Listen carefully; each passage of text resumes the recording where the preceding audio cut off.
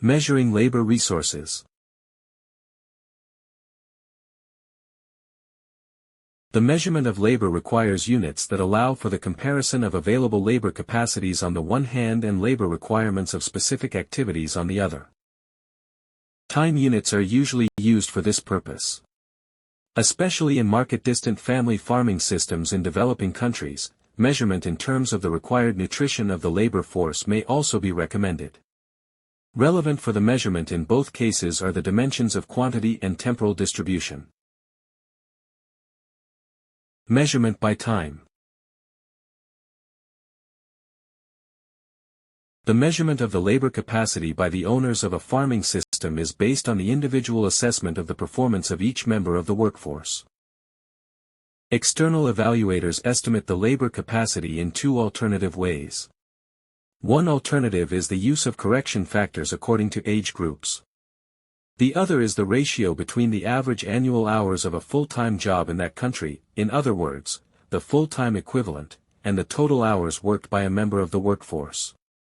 The result is called annual work unit and used for example by the European Commission for measuring labor capacities in agriculture. The amount of available labor resources in a farming system, however, varies throughout the year. Absences arise, for example, from vacation entitlements. Additional labor capacities can be generated by hiring seasonal workers or by the involvement of family members who do not live permanently in the farming system. A breakdown of the labor capacity into time units is required to capture these fluctuations. A rough subdivision is the division according to agricultural working periods. A more precise capture according to working days or even working hours becomes necessary when the available working capacities are to be compared with specific demands on the resource labor. The accuracy of economic analyses of the resource labor increases with the degree of subdivision in which time units can be measured. However, this level of detail is not always achievable, especially in surveys. A subsequent conversion of more aggregated time units, such as days to hours, requires reference values from other sources. Such conversions are unsatisfactory in any case and are likely to be error-prone.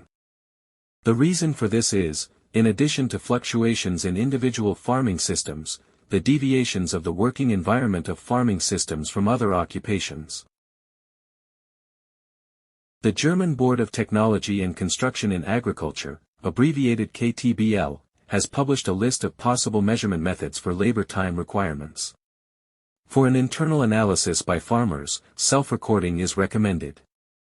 Externally conducted analyses rarely have the possibility of such direct measurements and rely on surveys in most cases.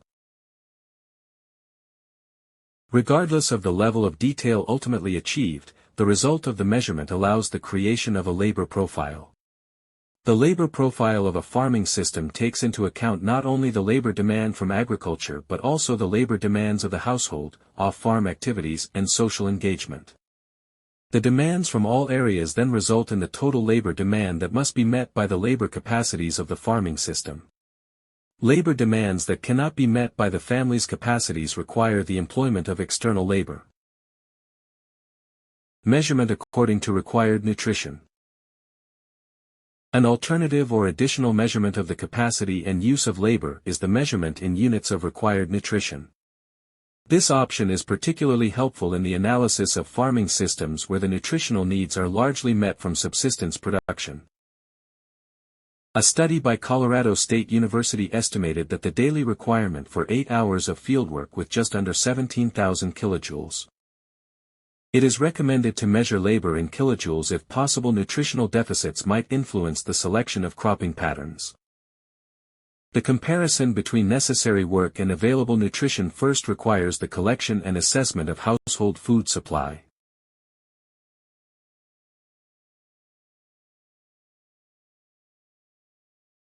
The result is then compared with the estimated energy requirements of the work performed or planned.